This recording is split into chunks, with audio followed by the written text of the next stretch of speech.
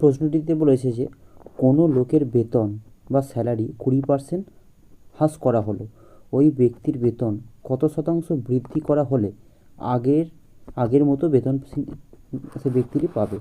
ধরে নিচ্ছি কোনো ব্যক্তি 100 টাকা বেতন পায়, ওর বেতনটি 20% হ্রাস করার পর সে বেতন পাচ্ছে 80 টাকা। তাহলে আগের বেতনটিকে ফিরে পেতে তাহলে 80-র ওপরে ওকে 20% এক্সট্রা বাড়াতে হবে।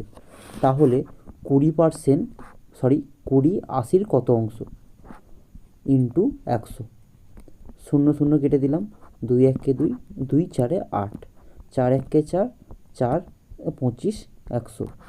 অর্থাৎ ব্যক্তিটিকে 25% বেতন যদি সে বৃদ্ধি করে তাহলে সে তার আগের বেতনটি ফিরে পাবে। তো আমাদের অপশন অনুযায়ী অপশন সিতে আমরা আছে 25%, অর্থাৎ অপশন সি আমাদের হলো সঠিক উত্তর।